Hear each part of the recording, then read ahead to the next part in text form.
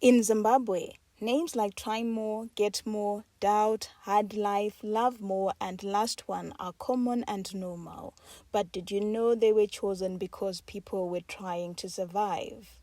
Well, today we trace how Zimbabweans came to be called tough-sounding English names and what that tells us about identity and survival. When missionaries came into the country in the 19th century, they brought Christianity, education, dressing, English, and they also brought a new idea of what a proper name should be. Before this, Zimbabwean communities already had their naming systems. Names were meaningful and connected to family events, emotions, circumstances of birth, and community events. A child could be named to mark hardship or joy, or conflict or even gratitude, and through names, families remembered their own stories. However, missionaries often viewed African names as tied to traditional religion, which they considered unchristian. Converts were encouraged to take on Christian or English names, especially at baptism, and receiving a new name became a way of showing that one had accepted a new faith. At the same time, too, mission schools became the main source of formal education.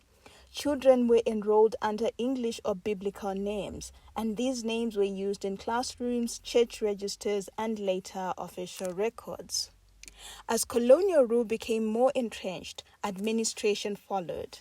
The government needed records for taxation, labor, education, and movement, and African names which were unfamiliar to European clerks were often described as difficult to spell or pronounce, and this made English names more convenient.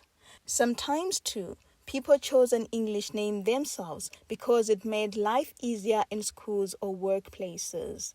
In other cases, a name was assigned or altered by someone writing it down.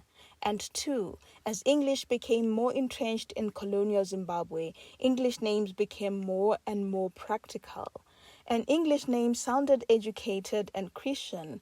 It sounded like it belonged in job applications, while an African name, on the other hand, could attract negative attention or be treated as a problem.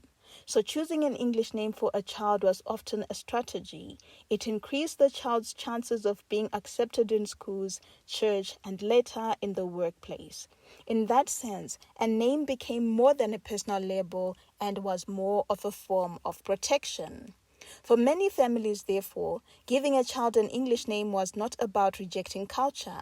It was about helping the child survive and succeed in a society that valued European forms of identity more than African ones. Yet even with the English name, parents would also give Shona names as second names to their children. As a result, many Zimbabweans grew up with more than one name, a home name, mostly an indigenous name, and a school or church name that unfortunately ended up on identity documents and certificates.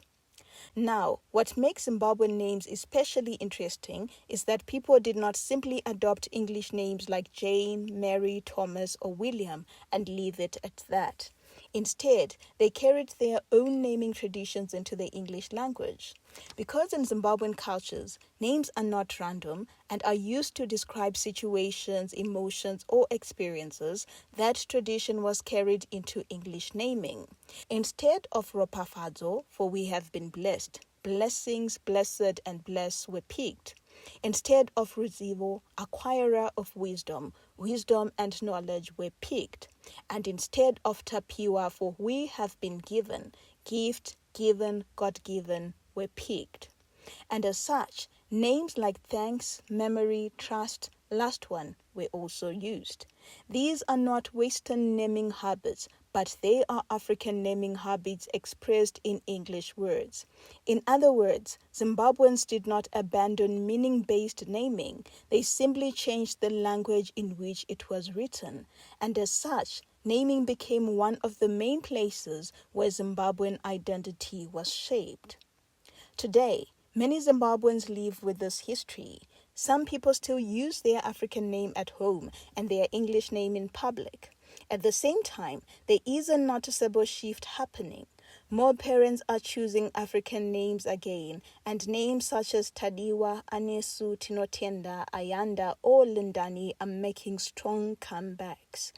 This reflects a growing interest in reclaiming cultural identity. Yet English names have not disappeared, and they remain important to many families because they also carry history. And this brings us back to a very personal question. Do you know why you have an English name? And do you know what it means? Also, do you have any special English names in your family that would make outsiders pause and think? For example, I have a great uncle who was named Key, as in lock and key, because my great-grandmother didn't want more kids, and the name Key was to lock her womb. If you have any of these exciting names, please do share in the comments below. And 2, please do not be ashamed of your name. Our names are records of family decisions, of colonial influence, and of survival strategies. They hold a piece of Zimbabwean history. And this brings us to the end of this week in Zimbabwean history. Please share your thoughts, suggestions, ideas in the comments. And also, don't forget to like, subscribe, and share. Till next week, goodbye.